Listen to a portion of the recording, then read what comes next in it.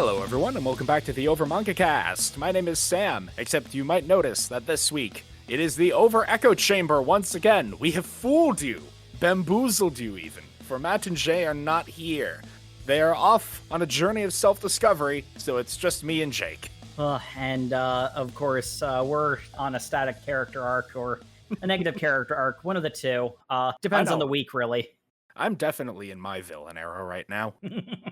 Yes, for the Over Echo Chamber this week, we've been thinking a lot about characters and the development thereof. It's something that comes across a lot, you might expect in a form of literary analysis. And especially a long-form media. That's what we are here to discuss, the character arcs and the way that they are used in manga and anime. I think that we should start off with, as we usually do for these discussions, some basic definition. Character arc is just the arc that a character's story follows. A lot of times when you think about a hero, it is a character arc that generally trends in a direction of becoming stronger, more complete as a person, more noble and powerful and able to defeat villainy and such. There's the classic hero's journey, which is the archetypical character arc.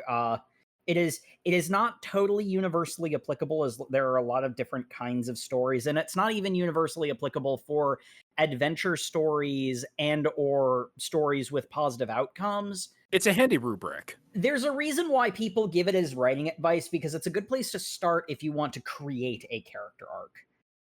So that's what we are going to be calling a positive character arc. Even if it isn't always trending upward, it is going in a generally good direction. Your cultural norms may apply. Yeah. As long as the character is in a better, healthier place by the end of it, that is sort of a term positive character arc. That's usually, a lot of times, character arc will simply be used to refer to it. I think that's something that's worth noting, because this preamble probably has cued the literarily adept among you to realize we're also going to be talking about different kinds of character arcs, including let's say underexplored, but the still less explored than positive character arc, the negative character arc. Or the inshitification.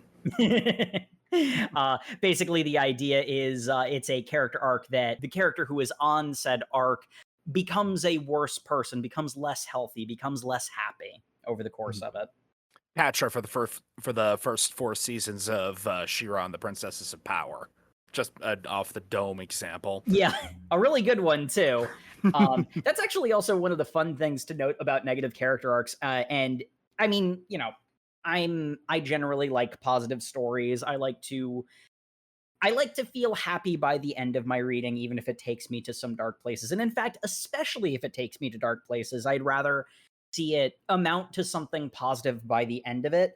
And one thing that's really nice about a lot of negative character arcs is some of the most satisfying ones have a character hit rock bottom and then eventually bounce back and become better.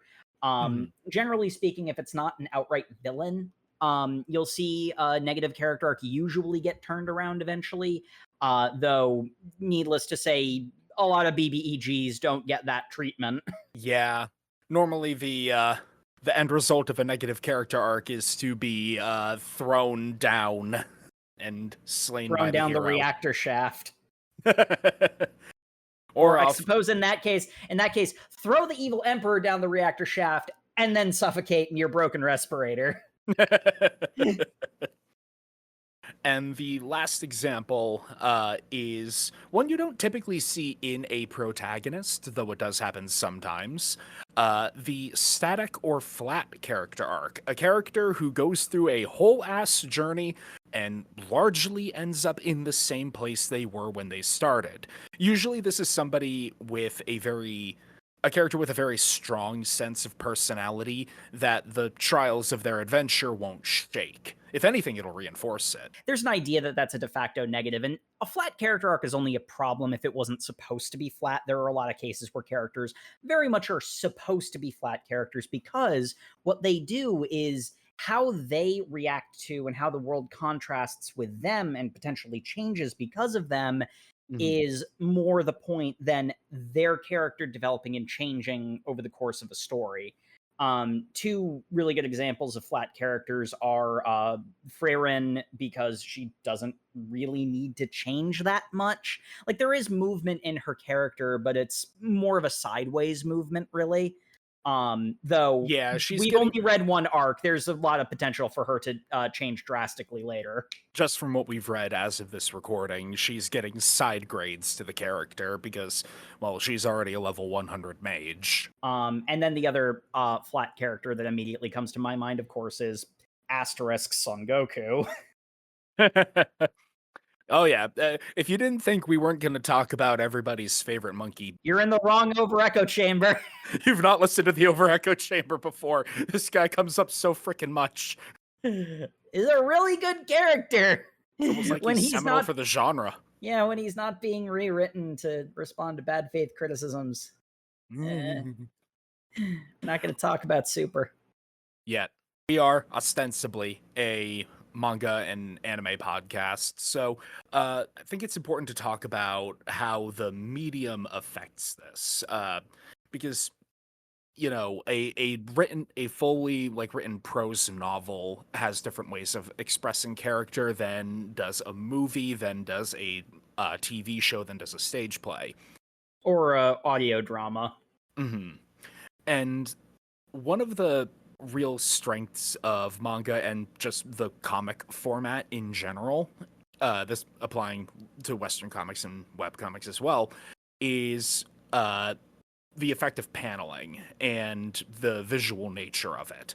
It's really easy to like show subtleties in expression or framing that let you show how a character has changed or is on the path to changing. Yeah, I think one thing that manga is really good at in particular, and there's a reason why to a large extent, but I mean, like, shonen manga is the most famous form of manga, and there's something to be said about perhaps its oversaturation. Not that I'm complaining over here. One thing that manga is really good at, and I do specifically mean manga, like the Japanese comic book art form as opposed to comic books in general, but manga is really good at like a lot of mangaka are really good at dynamic posing and like splash panels, Mm. like these really big epic hype moments of the character, in a lot of cases just standing posed up for something awesome. There I recall distinctly, there was a YouTuber in a completely different space I won't get into, but he is a bit was like, what does someone mean when they say something is so anime? uh well, they mean it's something, awesome, something epic, winning against all odds. And I think a big part of that is because anime is almost always based off of manga, and manga are really, really, really good at showing a character, coming out of the smoke unscathed, or, showing up at the last minute as heroes often do. Or flexing a brand new form. That's just an inherent strength I've noticed of manga in particular. I mean, like the superhero pose in Western comics is like a decent equivalent, but that's so thoroughly in the superhero space that it feels Mhm. and looks out of place elsewhere. Even to the point where even in a lot of superhero media, people are like, "That's the superhero pose," like that's the superhero landing. That's bad for your knees. Yes, Deadpool, I know that's bad for your knees. Uh, We can lampoon our genre later. the hype moment, that I think is a point worth touching on. A lot of the best character development, a lot of the best character arcs are expressed more subtly than this, but a lot of the most memorable, the most fun, and the most exciting versions are indeed the hype moment, because it's hype because it's a character who never could have been able to do this before, but is doing it now, and it's believable. The release structure of manga also helps with this because a lot of them are week to week or month to month, Mm. and we see it all the time in our readings that often a chapter will end on some greater or lesser cliffhanger, and a character showing up or achieving some pivotal moment of enlightenment. It or reaching, the natural end of a arc in their story is typically the chapter end, and then the next one is the fallout from that. It's the Super Saiyan Goku beating the piss out of Frieza, Right. saying, giving the big damn speech. It's what's his name from Bleach? Ichigo, Ichigo. Ichigo. It's a good thing Jay's not here. I'd be strung up already. It's Ichigo putting on the hollow mask. It's the stuff that you remember from the thumbnails on the YouTube clips. Mm-hmm. That is, I would consider that both a strength of the genre or of the medium, and also kind of a weakness, because it's obviously It's designed to keep you reading. It's to keep it serialized. yeah, it is absolutely a weakness because lesser writers will use it as a crutch. Mm-hmm. That's kind of the problem. The reason why moments like that are so powerful, so impactful, why they're remembered, why they're loved, is because they're really effective when they're earned. Mm-hmm. And I mean, not to Matt's not here. I've got to point out the opposite side of it in turn. When it's not earned and or when it's overused, it loses its impact and just becomes annoying. Yep. Because that's the payoff of character development without the actual development that makes it exciting and fun and worth caring about at all. It's the thing that it's the thing that makes a lot of the isekais that we trash on so very, very boring. Re-monster will haunt me to the end of my days. No, that's the best part. There's like just so many parts of Remonster that it's like part of it kind of works, but I think funnily enough, the big thing that it's missing, because it's like in the early stages of Remonster, they did a really good job of having the characters grow in strength believably, and then they started speedrunning, but we're not going to talk about that. The thing that We was already did a missing, whole episode on it. the thing that was missing was the character arc. The characters didn't really develop, and in a lot of cases, and like this kind of like bleeds over into isekai because isekais are usually shonen, Mhm. um, in a genre sense. Nothing about isekai makes it need to be a shonen, but most isekais are also shonens. The problem with a lot of isekais is it doesn't do the character development, it just does the hype moment.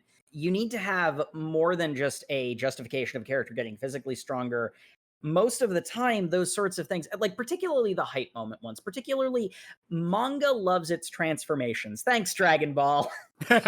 um, that is a genuine thanks. Transformations are fucking cool, but the important part is the transformation is usually a metaphor for a character turn. And if you Mhm. don't have that, then it feels kind of cheap because you can always just transform your characters. Yeah, like OG Super Saiyan transformation, Goku, with his explosion of anger. Uh, I haven't watched or read enough One Piece to actually get the build up for Luffy's gears, but I know they follow sort of a similar idea of Luffy digging deep for more power because he needs to protect his friends, his crew. Dragon Ball, yes. Though the one that forever poisoned my brain with a love of super forms was Naruto. Yeah. That's a good example of using transformations in both a this is really bad sort of way and a this is really good sort of way. Because every time Naruto gets his ass beat so bad that Kurama has to take the reins and give him a whole bunch of demon fox juice, that's bad. He becomes a rage monster that nearly kills everybody, including his friends. And then later he gets the Toad Sage power up, which is him learning to grow and be a better ninja without needing to rely on the evil demon locked inside of him. Mm. Another one that I think of, like transformations in particular when it comes to character arcs, because this one is like a quadruple inversion. Is Negi Springfield from Negima. Mhm. Because you don't really get any transformations for that series until the last arc. And the really fun thing is the transformation is presented to Negi, good boy that he is, because he is the epitome of the shonen good boy. Never breaks rules, always always plays fair, never hit below the belt, etc., etc. And he's in a situation where he's just flat out not strong enough to beat the bad guy. And he is presented by the devil on his shoulder, a character who I don't want to go into all the details, but in short, a character who would love to see him become a villain, but Mhm. is fine with him winning and maintaining his morals because she likes him personally anyway. Presents him with the opportunity. I can give you a transformation that will make you strong enough. This is the easy way, and it has negative side effects. And your father, who is a principal character in your backstory, the person you're aspiring to be like, would never take this out. Because, and again, I don't want to, on the off chance we ever read Negima, I don't want to give too many spoilers, but you've learned a lot about Negi's father. Negi's father is a liar, but one thing he is not is a cheat. Mhm. And Negi, in displaying character development, because at that point in the story, he's realized that he is not his father, he's his own man. Man in air quotes, he's 10 years old, or maybe 11 by that point, it doesn't matter. Um, He is his own shonen protag. yeah, he's his own shonen protag. He takes the power up. He takes the shortcut because it's what he needs now. And it's not like it's something that his father would probably not even approve of, much less do. But it's the right thing to do in this situation. And he's making a choice for himself, not thinking about, what anyone else might think of him. Um, it shows that he is a different person from the prestigious yet meek person that we met at the beginning of the manga in this final arc of the story. It's a really good example of a transformation and a cool, like a cool transformation moment used to show character growth. Mhm. And again, it's a bit of a triple inversion because it's like you would think that the transformation is Taking the usually a sign of character growth, but this is a cheat transformation, which is but usually this a is a sign of yeah, it's a devil's deal. yeah, but it's still an example of positive character growth because Negi can handle the negative consequences and he's not going to maintain his good boy status at the expense of everybody else because bad things have happened when he's done that before. I don't really have a code off of that. That's a complete thought. That's good. Getting out of the shonen space into whatever the my girlfriend gives me goosebumps was. Yeah. That had a good example of a negative character arc. One of my favorites in our reading, actually. Protag-kun, I forget his name, but him slowly realizing she's vanilla as the meme went in our episode, and him becoming more toxic because of it was very interesting. And it's unclear by the end of the reading if he has become entirely healthy. Like, there's a legitimate reason to think that he's kind of gotten past his negative character arc, where the nadir of it, the rock bottom that he hits, is he's like, oh, I guess I will never experience emotion again. I'm gonna go die now. uh and the big damn hero moment of his girlfriend and friends question mark coming together to stop him. It's not entirely clear that he's truly healed from that. There are strong reasons to read it both ways. That's what kind of keeps it in your head. That's the part that makes it interesting. It's a twist it's a twist in the best sense, in that you start off thinking that he's going to end up being the victim of a yandere. He's the yandere, actually. And it recontextualizes the whole story, and now you realize that you've been watching a negative character arc this entire time. And the sort of lack of a clean resolution works because it's a one shot. Kind of. Or one It's a shot one arc. asterisk. Yeah, it's a one arc, a mini run. There's probably a technical term for it that's escaping me right now. I think the technical term is canceled, but we're not going to talk about that. That'll Talk actually about come a up. character arc. Did you have one outside of the shonen space that you wanted to talk about, Jake? Yeah, unfortunately, the my two favorite negative character arcs are actually outside of the manga space. The one that I want to mention here, because the other one is spoiler laden, is Luce no Seda from the Owl House. Uh, the fun thing about Luce's negative character arc is she starts off in a perfectly healthy place, and over the course of the story, she gets progressively worse. But, and this is honestly one of the best ways that you can do a negative character arc, Luce being such a font of positivity made the people around her better, and they all developed positively over the course of the story, whilst she was slowly getting worse. So that by the time that she reached her rock bottom and was in a place where she was almost non-functional anymore, had the potential to actually make everything worse, the people around her were able to catch her and bring her back up thanks to what she did for them.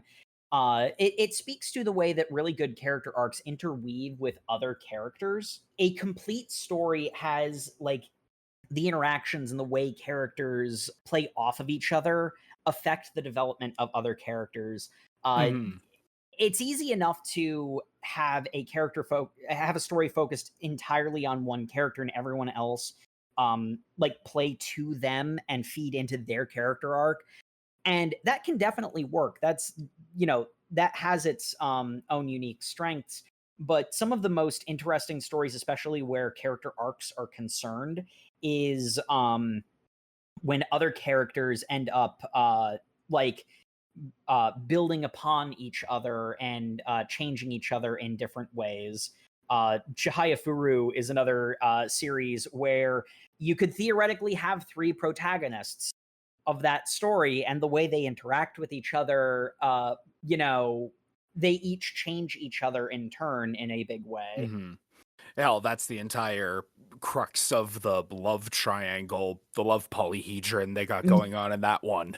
It's like, uh, and Chihaya herself is sort of a static character in that regard. It's her being, bubbly, positive girl, who's really, really sweet and earnest and really enthusiastic about her favorite thing, pushes people around her to get good because Keep up with her. they want to keep up with her. They're inspired by her. Yeah, and I think one of the interesting elements of Chihaya Furu is whilst whilst for most of our reading, and I've actually read a little bit ahead, a little bit past our reading, um, Chihaya is mostly a static character. I think one of the sort of interesting things is when we're initially introduced to her, she has no direction. She has no outlet for her positivity, and she's kind of not in the best place. Then she meets, I forget the sad boy in the love triangle's name because it's been a while since I've read it. Yeah, Um, black hair. What's his name? yeah, you know who I mean. I know Um, who you mean. he he gives her an outlet. He gives her a focus, and it's worth noting that the Chihaya you meet in the first episode or the first chapter of the manga would never have cared about Karuta at all had she not met him. Hmm. And like she was always like positive and happy, but she didn't have like the focus, the drive, the determination, the strength of her, like her teenaged self. Hmm. And uh, that's sort of what's the word I'm looking for? That parallels moving out of the like Josei romance space for a Senin that we read. Blue Period is very similar. Yaguchi wouldn't have gotten so so into art he contracts lycanthropy if it wasn't for Yuka and the teacher whose name I don't remember. I don't remember if the teacher's name was given. It might not have been, but that's an and Yuka's own horde situation is its own entire thing, but the connection with Yaguchi is causing movement along that arc. Where it's ending up, it's hard to say. That's sort of the thing. For some character arcs, it's easy to see. It's like, oh, this person is going to end up a hero, or oh, this person is going to end up a wreck. And there will be ups and downs along that path. Sometimes when you're still early on, or even not so early on, we're decently far into Blue Period from what I remember, it's hard to tell until you get closer to the end, and that's the compelling part. Mhm. That can be the compelling part. There are also cases where that's not the compelling part. Mm-hmm. One of the most difficult things in storytelling is to write somebody in character, but also develop them. Uh, Yes. the and this is definitely something that manga a lot of like mid to low tier manga will struggle with this really hard. Usually the manga that are good at this sort of thing are the ones that stand out and stand the test of time, generally speaking. But having a character be recognizably in character but change that character distinctly to the point where, if the two versions of them spoke to each other, they'd, conflict or not even recognize each other. That is a hallmark of character development.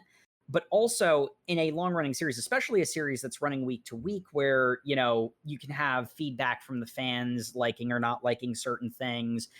You have a sort of like comfort element of, this is a character that I spend an hour of my day with every week. Having a character like that change and become different can be challenging at times. And not for nothing, there can be cases where this is going more into anime than into manga, but there's actually a rather famous case of, if you have a character initially presented as being not so positive, Amuro Ray, the audience can hate you and not watch your show anymore, and it can get canceled.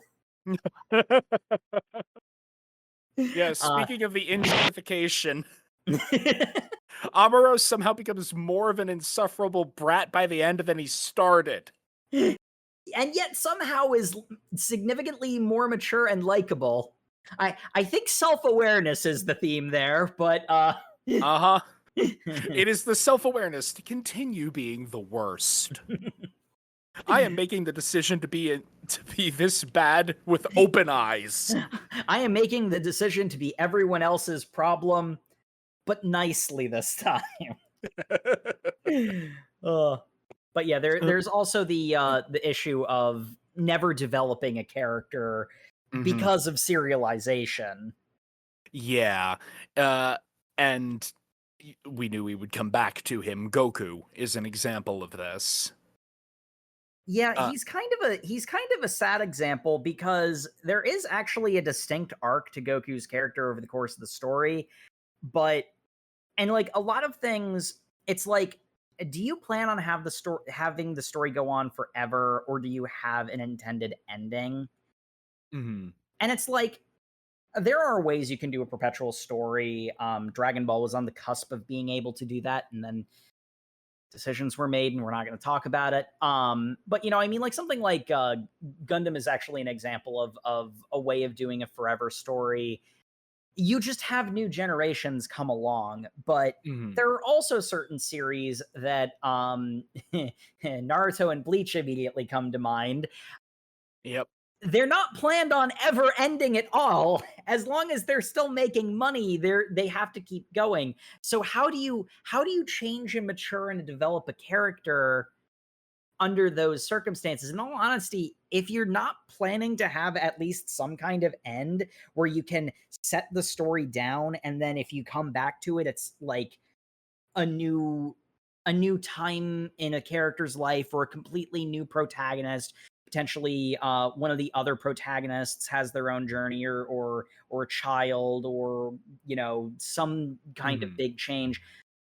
If you don't, it's not impossible to not know where you're going and not have character development. But if you intend to make it go on forever, it has the threat of trapping a character. Like this is where Ash Ketchum is perpetually 10 years old. Ash Ketchum is perpetually 10 years old and perpetually never learns anything about Pokemon battles. It's one of the most frustrating aspects of his character, especially considering in a lot of cases, like if you look at like particularly the Gen 4 version of Ash, one of the reasons why the Gen 5 anime is the most hated is because he actually develops a lot going from the Gen 1 anime through to the Gen 2 anime. There's like a fall off going into Gen 3, and then he keeps developing all the way through Gen 4, and then he falls off again because there is no end to the story. It's going to keep going forever.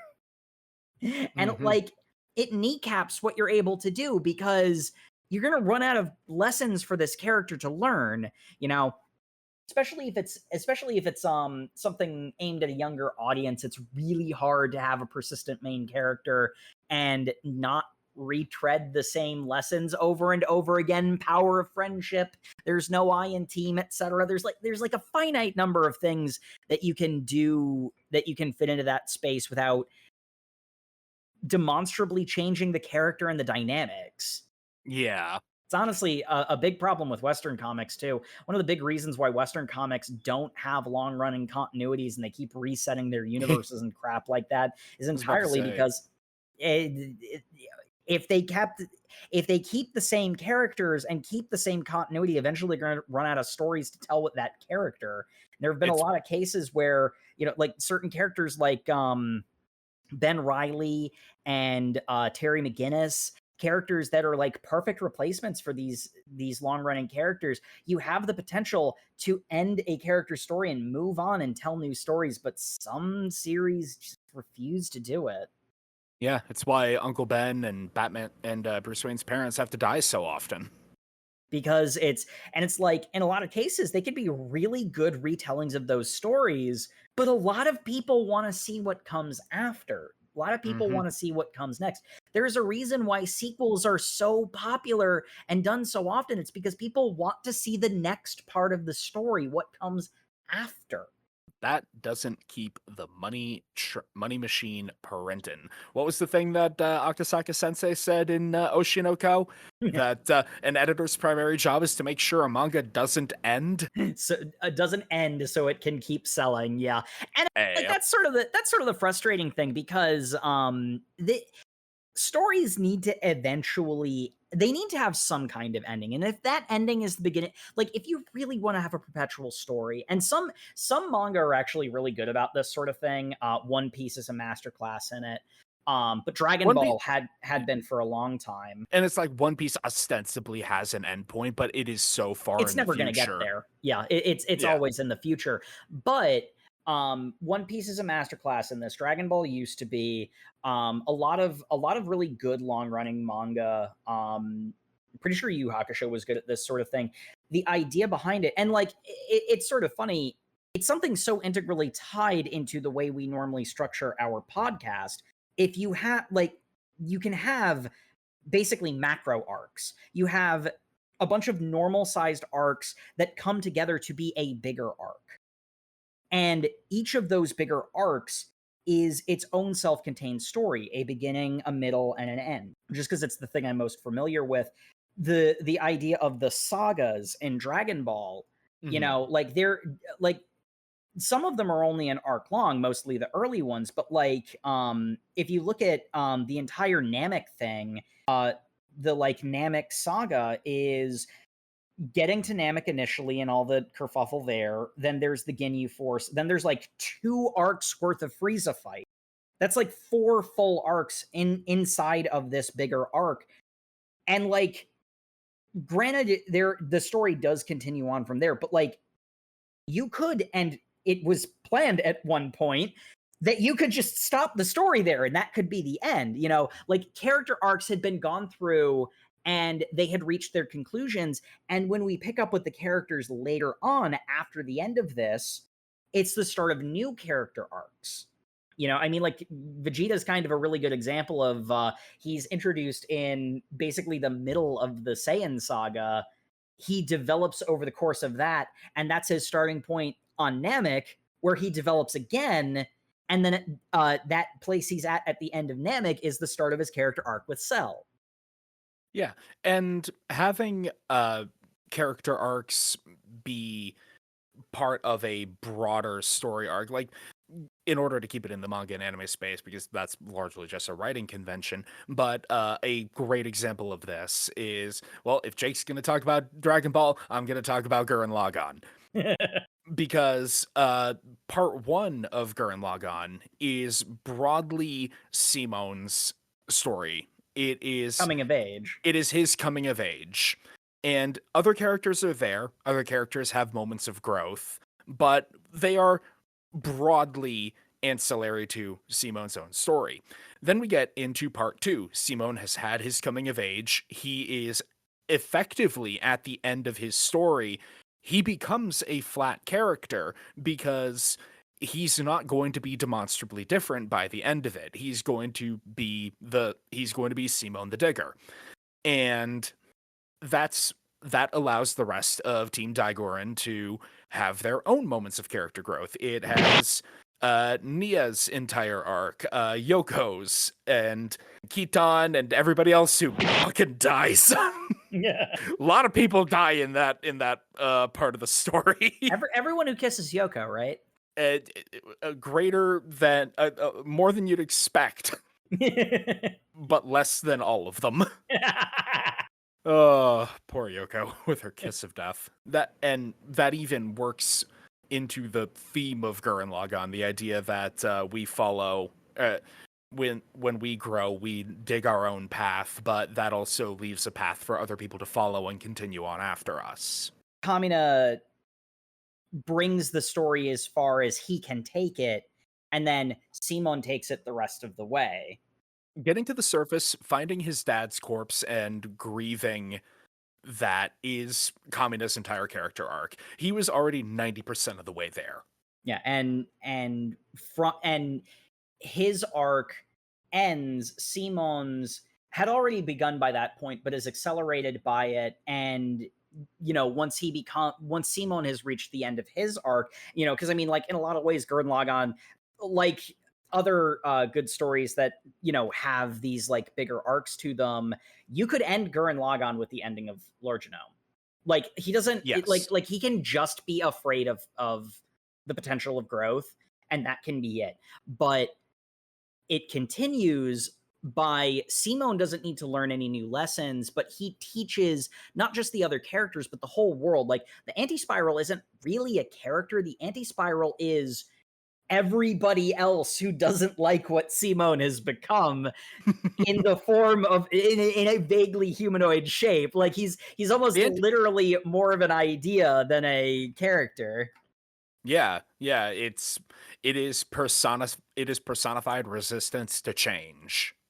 The hater. But with that, I think we've tried a lot of good ground here. Let us do the thing that we always do, which is start diving into some favorite examples of the things that we've discussed. But we'll do that after a quick break. Yeah.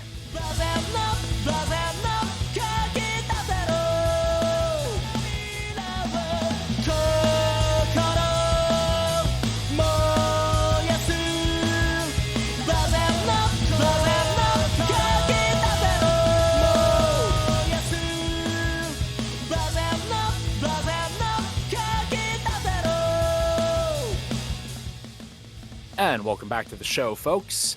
So, as is usually the case when Jake and I ramble on about stuff for a while, we have a whole list of things that we have hyperfixated on at some point, and they are just kind of in our heads, and they are relevant to the discussion, and we're going to talk about them. Now we're going to subject you to them.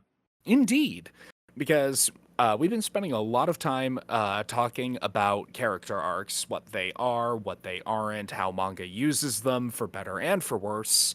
And now we've got some examples in the manga and anime space to follow that.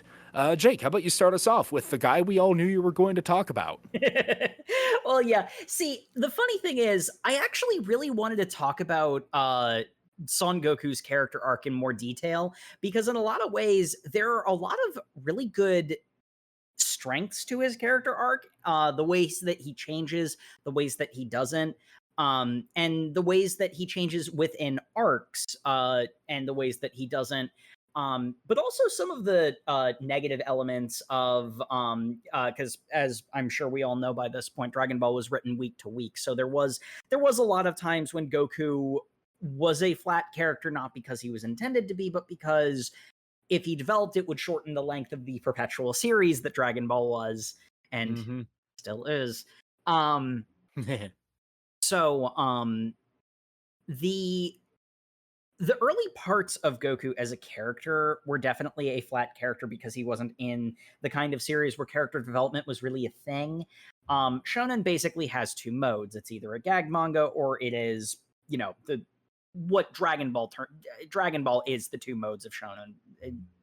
Not I should just say the quiet part out loud. Shonen is defined by Dragon Ball for better and in some cases for worse. Uh, Yep. but obviously early on, Goku didn't have a lot of change in his character. In a lot of ways, he didn't need to change. He was what that world kind of needed in a lot of ways. Um, the character development for Goku doesn't really start until near the end of Dragon Ball as opposed to Dragon Ball Z. It stays mostly static on the whole. There's some interesting things to talk about Goku and his character, his characterization with things like during the Piccolo Daimao arc. I think that there is way more to Goku not killing, like having Kuririn spare Vegeta than the way it is often presented.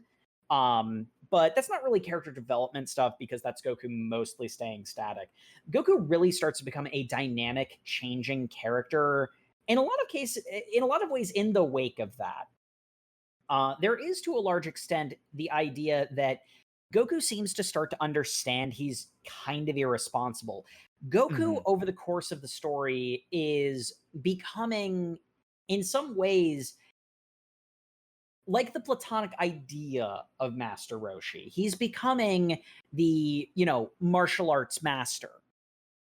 And he has a pretty noticeable change in his character, most distinctly when he goes to Namek. He spends a lot of time training alone, and it's kind of different from the other times he trained alone because there's a like he's in a ball in space.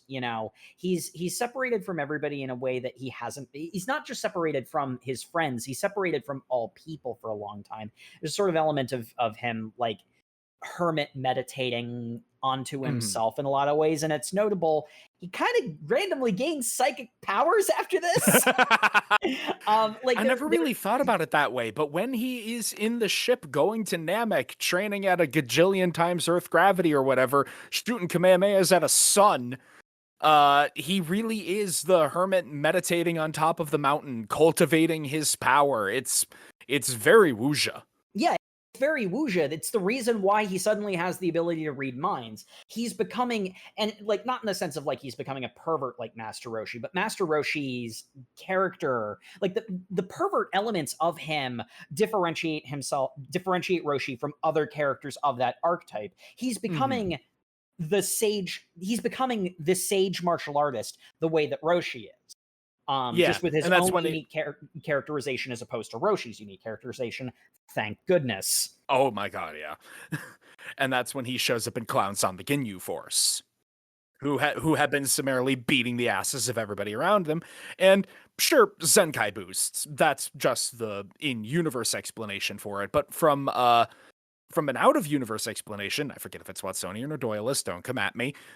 Goku showing up and clowning on the Ginyu Force, showing off his new enlightenment, propels Vegeta and Gohan and Krillin forward to become more powerful themselves. Some to greater effect than others, but And even Piccolo to a large extent. oh yeah. Goku kind of like maintains this idea of like he's the enlightened one, he's the strong one, and he's Goku is willing to end people when it's necessary. Yep. He has killed many a evildoer throughout the series, but he's also made some judgment calls that people have questioned. And it's like not to say don't question all of Goku's judgment calls, but you know, there's that to it. And then even after all this enlightenment, after all of the strength and all the growth, Goku comes up against a wall. Mhm. And the the dam breaks. Goku snaps. Something that does get talked about a little, but I'm going to throw one more voice into it because it's, the fact that people are twigging to this now is a bit of a sea change in the way people discuss Dragon Ball. Goku's out of character when he's a Super Saiyan initially. Oh, It's yeah. it's really scary. This guy who does not punch somebody when they're down wants to make Frieza hurt. He wants to inflict pain and fear and suffering into Frieza because he is that angry. And Yeah. this is also an internal character arc It's within this section of the story. it's also so funny because in both the English dub and the original Japanese, the narrator is just like, "Holy shit, what happened to Goku?" And every character present who knows him is like, "Holy shit, what happened to Goku?" Even Frieza's like, "What happened to you? What happened?" um And you'd think people would have twigged to it sooner, but we were kids, I guess. I mean, a lot of the Western audience was kids. Honestly, a Mhm. good chunk of the Japanese audience was kids because people seem to think that Dragon Ball is a kid show and it's really aimed at teens. I don't know why that's still a thing, but we're not talking about that. The point And then we here get is the Hope of the Universe speech, which, gee, I wonder why Goku got flanderized to be like Superman a bit. yeah, that was a dubism. As much as I genuinely like that speech, my perfect version of that would have both of them, but have elements of both of them in that speech. But the thing that's important is like Goku's willing to kill people, but he doesn't cause suffering. Like that's a big part of the reason why he doesn't like killing people when they've already been defeated. Is like that's just unneeded violence. Mhm. And the degree to which Goku is out of control, because I mean, it's also worth noting, like the idea that they always let them power up to full power. Kaiosama was watching like, Goku, what are you doing? You don't normally do this, because he doesn't normally do this. If somebody's super form or super attack takes too long to charge up, I mean, we never saw what Rakum's ultra super mega fighting something was because Goku just dropped him. Goku doesn't showboat, but Mhm. he lets Frieza power up to 100%, not because he wants a good fight, but because he wants to humiliate and cause Frieza more pain. Because the one ultimate consistent thing about Frieza is that he is the bully who thinks that he is untouchable. So Goku is gonna touch him real good. Phrasing. Phrasing. But yeah, no, again, some of the dubism kind of plays into this, but like the reason why Goku lets Frieza power up to 100% is a part of him is, yeah, looking for the good fight, but he says out loud that that's secondary to I want to make Frieza suffer. Mhm. And then you keep going further, and the end for Frieza to me is such a brilliant moment of character writing, because at first when Goku drops out of Super Saiyan, he's not doing it because he's letting Frieza go to learn the error of his ways. Again, dubisms notwithstanding. No, he's mocking Frieza. You are so beneath me. You don't even deserve to be killed by me. Cower in fear that I might change my mind later. That's literally what he says to Frieza, and turns his back and starts flying away. More dubisms and flanderization towards Superman. I keep saying flanderization. That doesn't get really bad until later, but Until, yeah, it later. it is the curse of localization. We of the Western audience type are used to the hero showing mercy for, noble reasons. Yeah. Not I want you wetting the bed every night at the mere idea that I'll come run your pockets again. Yeah, and again, that's really the point of the scene, because the reason why this is such genius character writing is that Frieza can't let it go and he attacks Goku again, and Goku rounds on him and the You fight fool! continues. Well, it's before that, because this is where you get the Kien Structo disc moment. And Mhm. it's so sad and pathetic that Goku actually kind of starts to take pity on Frieza. And eventually it gets to the point where Frieza is begging for mercy and Goku throws it back in Frieza's face. How many people have begged you for mercy and you haven't given it to them? Did you give me like? And this is actually a case where the dub was really good because I hear Sean Schemmel's voice.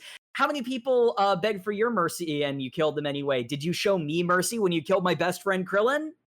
Mm-hmm. But the thing is, as enraged, as out of his mind as Goku is, at the last moment, the one case where he does actually genuinely show Frieza mercy is, I can't just let you bleed out like this. That's a bridge too far. And it shows that the Goku we've been following this entire time is still in there. It's a point of light and a point of hope in this really dark storyline. Yep. Especially if you have Goku die at the end, which was the original intention. Um, but then He didn't eventually originally get sealed in a ball of muffins, or however it actually happened. he uses a Ginyu Force pod is how it actually happens. Right.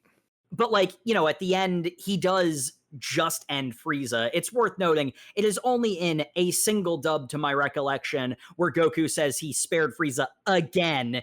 Every other version, including the uncut Funimation dub, says that Frieza survived just on raw willpower. Because again, Goku will end you if you proved yourself to be that much of a problem. Goku was trying to kill him. Yeah, and Frieza just survived on pure willpower. And then we get his arc with the androids, and this is actually kind of the part where it to some extent shows the weaknesses of Dragon Ball's character writing, because there's a lot of stuff that Goku does. There's a lot of big moments in Goku's character arc that are, it's a combination of, because it's not said out loud, it's hard to notice, and because Toriyama doesn't write character scenes, he writes plot points. Like this is the nature of the weaknesses of the way that Toriyama wrote Dragon Ball. The character arc of this is Goku is definitively meeting his end, not just in the sense of he dies, but in the sense of his story is definitively completely over. There's nothing more that Goku can do, because like he's sidelined for most of the storyline, because had he shown up he would have just solved the problem, because he's that powerful at this point. He could have stopped 19 and 20 easily. He was in the process of stopping them easily until the heart virus stopped them. And then, you know, he's kept on the sidelines. When he comes back again, he knows, he has a full understanding of the situation, but for one crucial detail. He knows that he can't beat Cell. Mm-hmm. But the thing is, he's won, like he's been in situations where he's been in unwinnable situations before, and Toriyama forgot about the Kaioken. Toriyama straight up forgot about the Kaioken. But the thing is, there's no reason he couldn't use Kaioken as a Super Saiyan. If he wanted to break his body to stop Cell, he probably could have. Yes, but the point being that Goku has been in unwinnable situations before. Just look at Frieza, and he's like, what's that thing that Gohan's been doing? Yeah. And he recognizes the other really crucial moment, and I'm not sure if any of the anime versions note this, but one thing that I really loved from the manga is there's a line from Piccolo, and it's like, it's set up as a joke, because you have Mr. Satan being like, look at this amateur, you can tell they've not been in a real fight before, look at those terrible stances. And then it cuts to the actual characters, and Piccolo is immediate like, Goku's guard is without flaw, it's completely perfect. In Dragon Ball, perfection is a weakness. Yes, exactly. It's like Goku literally physically cannot get better than he is right now. One of the things that always kind of sticks in my head, not from Z, but from original Dragon Ball, is the training that, what's the cat's name? Korin. Yeah, the training that Korin has Goku do of wearing the bell so that he has no wasted movement. It was Popo. That was Popo. Whatever. It's training that he gets on. Point being, it's training that he gets on Kami's tower. Literally ascended to heaven. Goku gets training from God and God's disciples to have no wasted movement. He is already approaching physical perfection as a fighter in Dragon Ball. And then, to the point of Jake just said, Goku has peaked in Cell. Not in not in Cell. Oh my Goku, but in the Cell arc. Yeah, this is Goku achieving his own version of perfection. This is where he stopped. And that is ultimately exemplified by he's not the one who stops the villain in the end. He knows that Gohan can win because not only is Gohan already strong enough, but he is not even close to done growing. Gohan is the future, and now we unfortunately start getting into some of the more weaker elements of Dragon Ball, because I feel that there is plenty of textual evidence to support the idea that not only did Goku have everything planned out, but he was actually hoping that Gohan would scare Cell into not being evil anymore. But when that obviously wasn't going to happen, Goku was like, okay, time to wrap it up, Gohan. And that's when Gohan starts showboating and letting and keep not finishing off Cell and everything else that happens. It's almost like this is what happens when you have immense power level growth without appropriate character growth. Well, yeah, and I mean, Gohan had a lot of character growth, but honestly, it's kind of been a downward trend for him because his entire childhood has been aliens kidnapping and beating the out of him, and witnessing his friends and family die. And I mean, like, not for nothing, how cool would it have been for the next part of the story to be Gohan, going through adventures like Goku did? But we're not going to talk about that. But with his own formerly evil Green Man sidekick.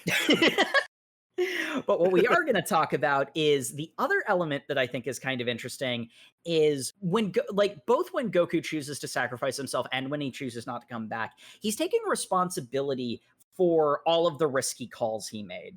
Gohan did not need to be a Super Saiyan 2 to beat Cell. Goku just did that because he came up with a clever plan and he felt smart. And seriously, Goku, you should not have done that. That's the one bad father thing that you did. But then things like, letting Vegeta go for all the times that Vegeta saved them. There's also the factor that Vegeta let Cell achieve his perfect form. It was not an unalloyed good that Vegeta survived. You're not a bad guy. Sweating.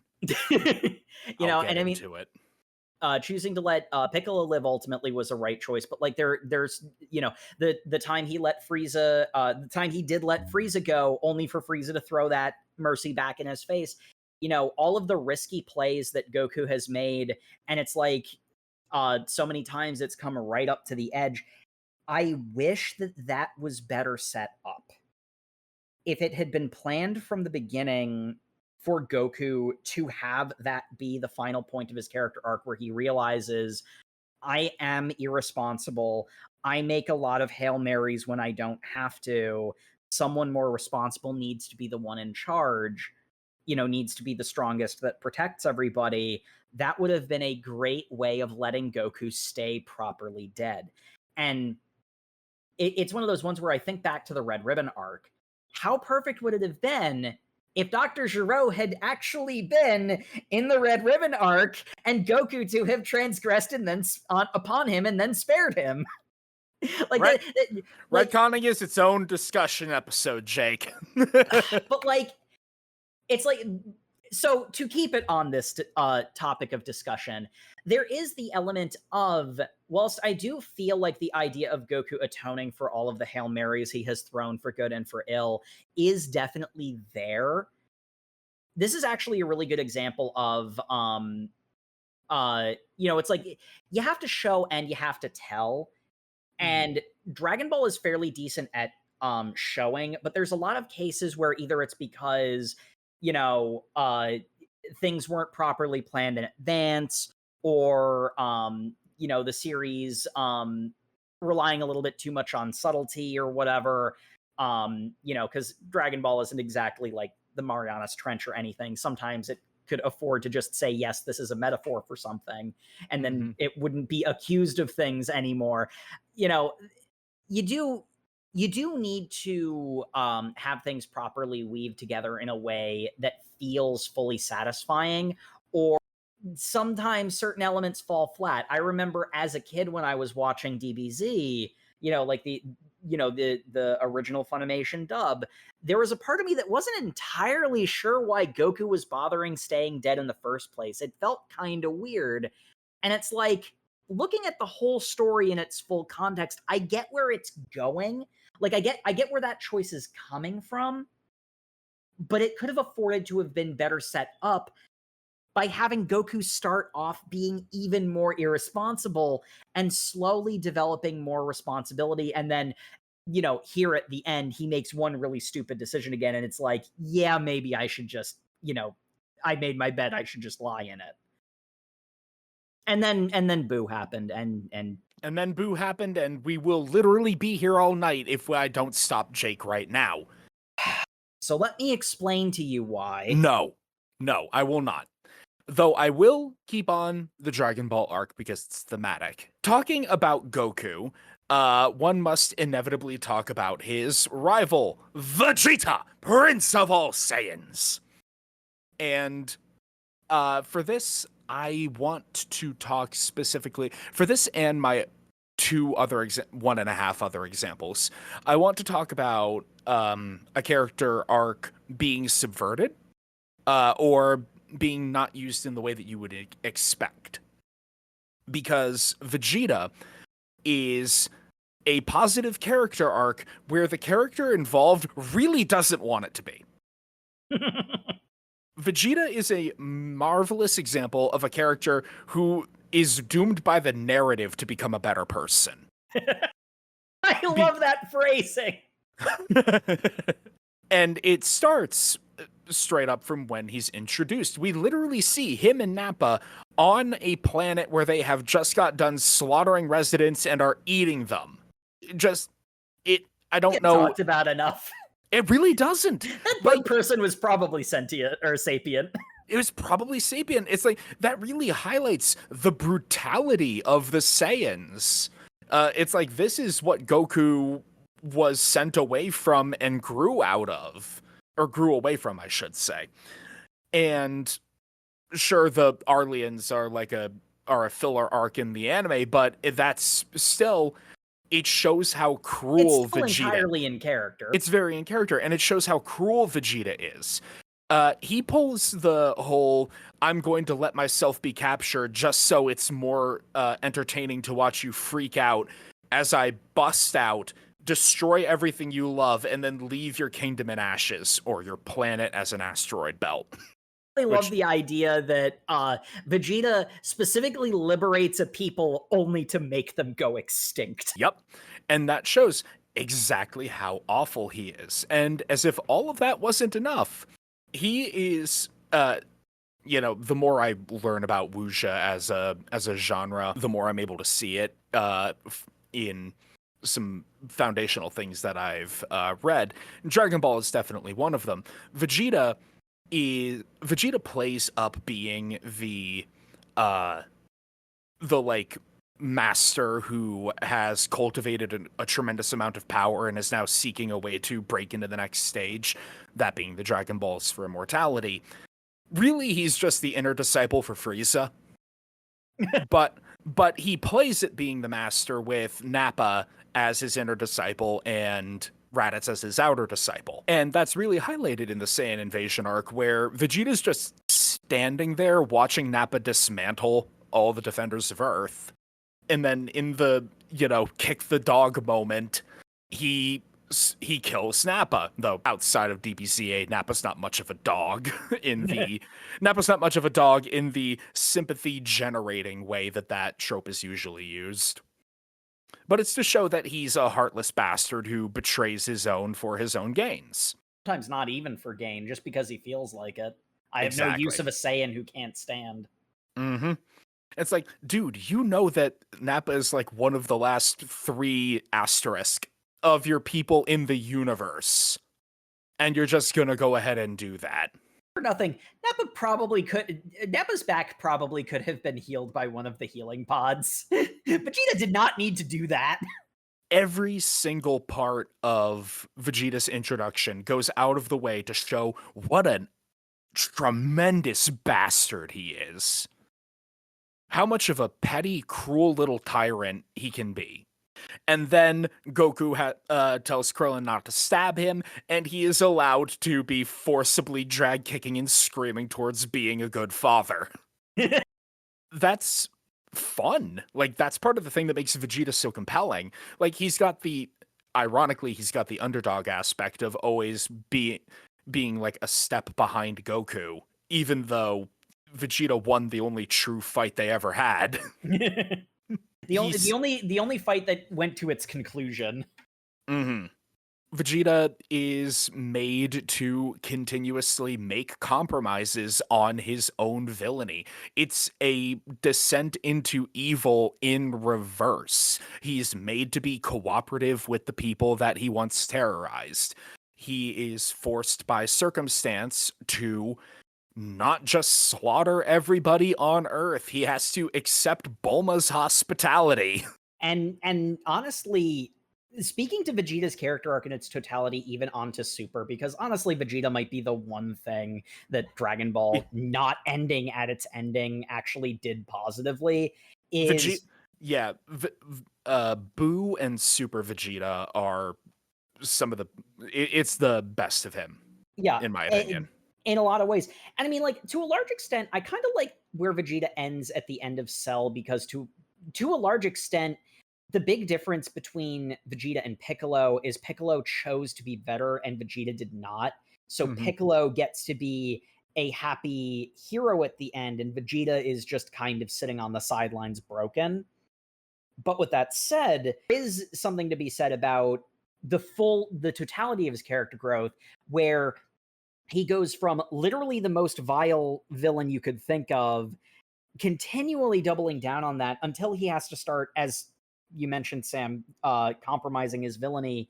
He's not a father to Trunks at first, you know? Like, he's not... He and Bulma had a one-night stand, is what that relationship was. And... And like, it's over I would have loved to see Vegeta go from that place where he is definitively not as bad as he used to be. He went from being explicitly a villain to basically the definition of an anti-hero. Watching him transition from there into a good and proper hero as he ultimately becomes would be really cool. And, you know, the end point, which is where we see with Boo, and moving forward, is also really interesting, to the point where if like Boo era or Super era Vegeta spoke with introduction, like not even just like any specific point in the Saiyan saga, but specifically the very first time we see Vegeta, if those two versions of that character spoke to each other, they would hardly recognize each other as the same person.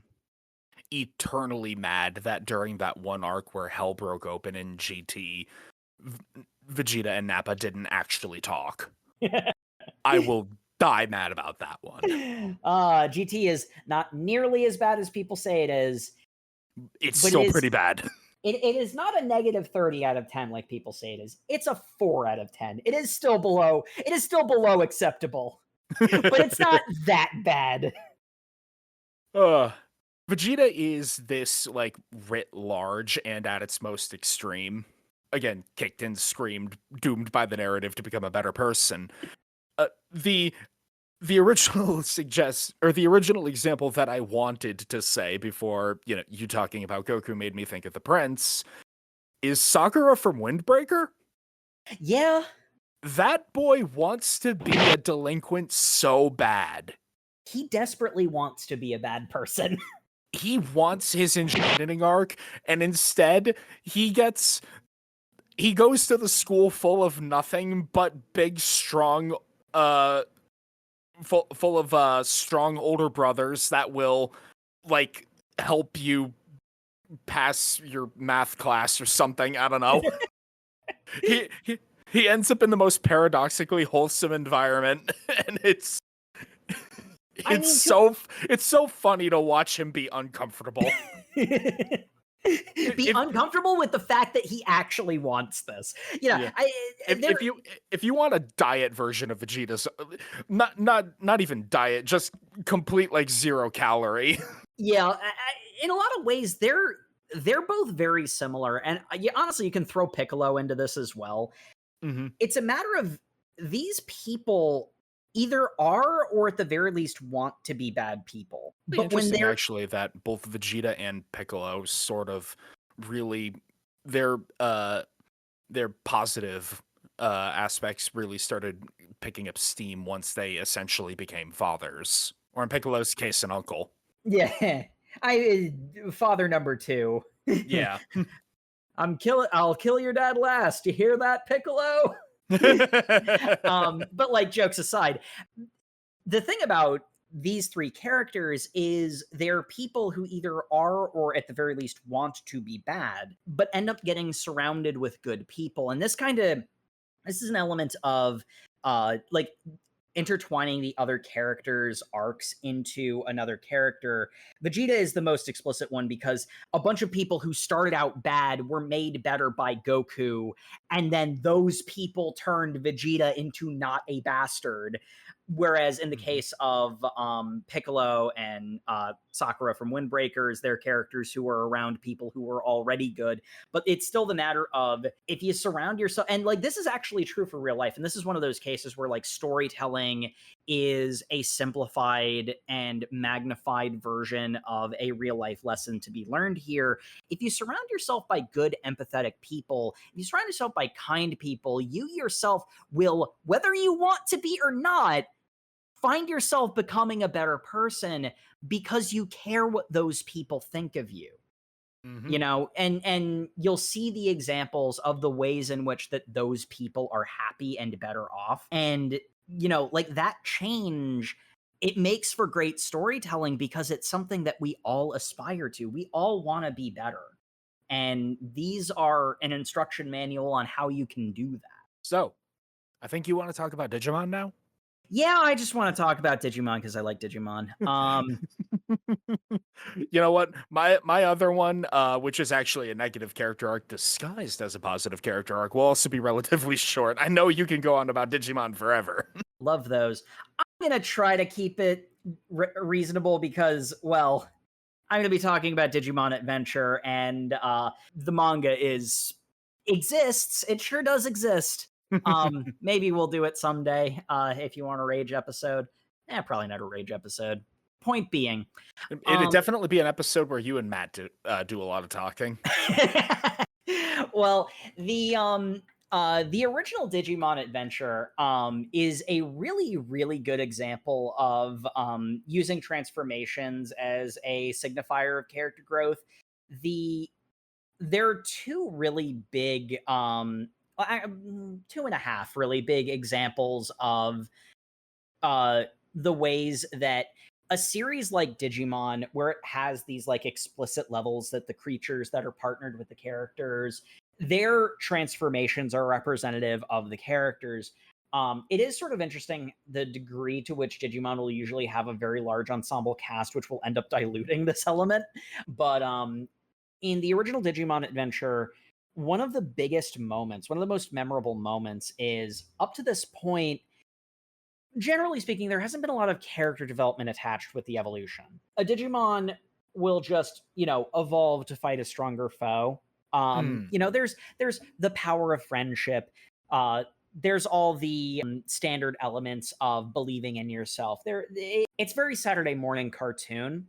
But the thing that kind of elevates it and makes it really interesting is Ty gets a little too genre savvy, and he understands the way that evolution has worked up to this point. hmm And he knows that his partner, who has only ever gotten as far as Greymon up to this point, needs to be even stronger to beat the opponents that they're going to fight. And there's the elements of like he overfeeds Agumon because how much like a Digimon getting enough to eat is an important part of their evolution. hmm But the really important moment is our Greymon is fighting another Greymon that has been mind controlled, and he's not doing that well. In large part because Tai hasn't been treating him right. He's basically been using, like the overfeeding him, stuffing his mouth full of food when he didn't need to eat anymore. Mm-hmm. Or Digimon does the thing that Pokemon is too cowardly to do, which is like, what happens when we have our in-universe characters adopt the practices of out-of-universe game players?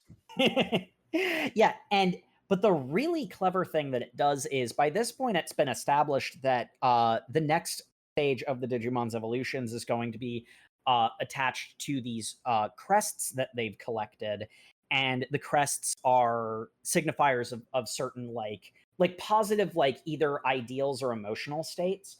And Mm. Tai's is courage. He runs in between the Greymon fight. Oh, yeah. That's not courage, that's foolhardiness, and That's idiocy. he turns his partner into a murder zombie. It's such a good example because like to a large extent Tai is kind of a little bit genre savvy in this moment where he understands the narrative mechanics of evolution. So he tries to game the system, and in so doing he goes against what his character arc should be. And it results in a pretty severe punishment for all parties involved. Nobody comes out of this better off.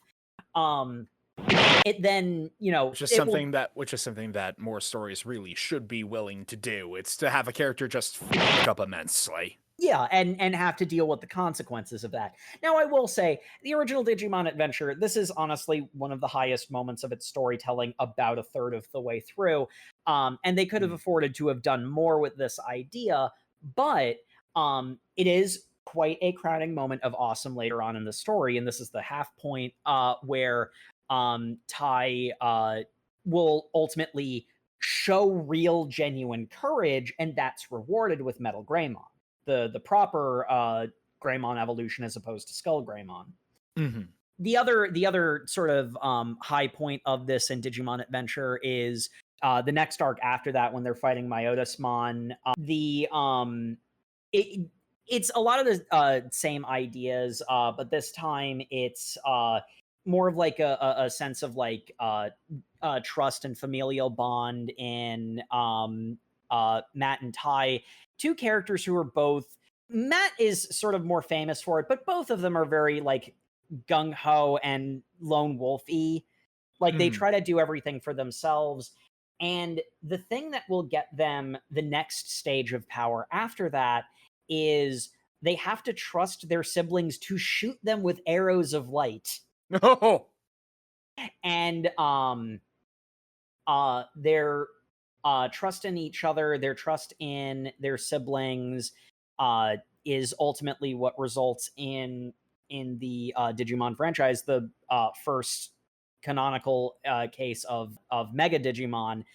Because in the V Pets they only went up to the perfect or ultimate level. The anime is actually where we get the Mega / ultimate level from this arc. And it's like those are the big examples that stand out, but like so many cases where Digimon is so good at using the evolution of the marketable creatures to represent character development in either the Digimon character, the human character, or both. and here's where we come to a moment where I wish I was as extensively knowledgeable as you on my next example. Because I have consumed quite a large amount of Fate, but the one thing I have not done is experienced every arc of the original visual novel. And by that I mean I have not read the visual novel at all. I have only seen Fate Stay Night, the anime. So really, when I say that one of my favorite negative character arcs disguised as a positive character arc is Shiro Emiya, I am speaking specifically about Ufotable's adaptation of the Ren arc. All the Fate stands in the crowd can now proceed to get angry at me. I'm sure there's more things that I can discuss if I did the Saber, or if I experienced like the Saber arc or Heaven's Feel. Sakura, that's it. Lots of people named Sakura. Whatever. The point that I'm getting at is Shiro Emiya is a very interesting example of somebody who really, really wants to be the hero. They want a positive character arc that will have them grow both emotionally and in terms of power to become a shining example of someone who can protect others. And then he hates it because, Jake, I know you haven't experienced Fate because, I've been told not to. yeah. So, spoilers for Fate for you, audience, and you, Jacob. But Archer, the Archer hero that's summoned by Rin, is Shiro Emiya from the future sideways. He's Emiya from a possible future timeline because magic. And what Archer has experienced is that following down his path to become a hero, Shiro is going to have to go through, or the path that Archer took had him essentially make a deal with God to become a hero. And then he was forced to do Homelander shit, like This Is the Boys. He, in order to save the mathematically most amount of people, he was sent to brutally kill folks across time and space. And he hated it. He absolutely despised being this murder machine sent to go out and kill to preserve the timeline or whatever. And so he allowed himself to be summoned as a hero to go kill himself in the past so that he would not have to experience this pain. That is fascinating. Not it's convoluted as shit from a lore perspective, but from a like meta-analysis character arc perspective, it's fascinating because it's that thing that we have been talking about a few times over this episode. When would a character recognize, if a character at the end of their arc and the start of their arc had a conversation, would they recognize each other? And the answer is no. Or at least it's not for Shiro. He doesn't recognize Archer as himself or a potential himself. Archer does. But that's because Archer has become so incredibly cynical that he can't help but look at Shiro's positivity and his optimism and his desire to help others as anything more than the start of the slippery slope into hell. And it's simultaneously a commentary on fate, because Archer is not the direct end of Emiya's timeline. He is a potential future Emiya. So even going back and killing himself in the past is futile to end his own suffering. Because he will persist as his own. As his own string of decisions. So, and if that's not, hitting rock bottom of a character arc, I don't know what is. Getting further cruelty in some vain attempt at mercy upon yourself That you'll never experience. Mm-hmm. Especially when it's a matter of the mercy is ceasing to exist. Yep.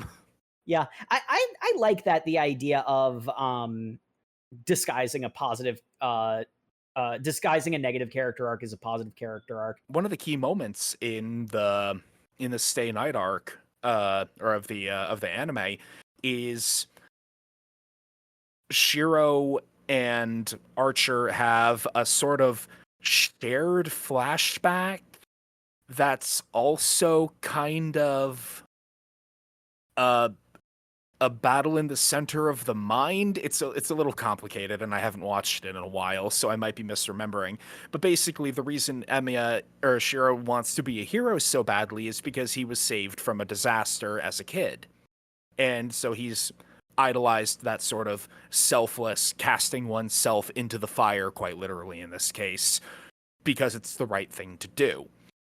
And so when Shiro is walking into the flames, Archer says, that's hell you're walking into, right? And he says, yep, and he just keeps on going. Yeah, that's such an interesting place to take a character, where, because it's like the whole point of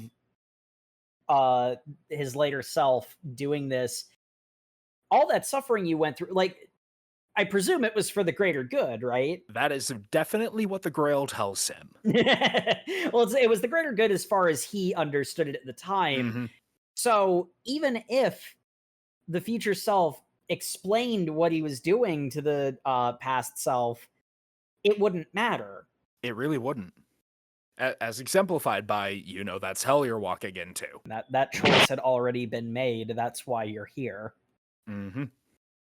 And Huh. then Shiro goes and kicks the shit out of Gilgamesh, and it's awesome. Oh, but yeah, Where does Carnival Phantasm fit into that? it doesn't, and that's the point. It's a gag series. I I still saw the love. OP in my recommendeds at some point, so I do love you, Berserkar, but you are non-canon. I'm sorry. ugh. I'd talk about one of my favorite negative character arcs disguised as a positive character arc, but well, that would be I, spoiling all of the best parts of Ruby. So, I haven't watched that part yet, so here we are. uh, But with season that, 8 and season 9 are really good. I think we have exhausted this topic for the moment. Yeah, I guess we're gonna have to go off and do some character development so that we can say more about it in the future or something. Indeed. And thank you, everybody, once again for tuning into the OverMangaCast. As always, you can find us on all your social medias where we are at OverMangaCast. You can also find us on YouTube where you can like, comment, and subscribe. Our episodes go up there on a 2-week delay, so if you want our up to date stuff, you can head over to overmangacast.com. And that even has a place where you can give us recommendations, tell us other series with interesting character development. And we appreciate reviews in any and all forms. Give us a 5-star or a thumbs up or whatever it is you can give on your podcatcher of choice. Subscribe and follow the show, and make sure to tune in next week where we'll be reading something. Much like how Carnival Phantasm is non-canon, these discussion episodes lie outside of the main timeline. Thank goodness. Yeah, what would we do if the spirit bomb was actually useful? No! Good night, everybody. Good night, everybody.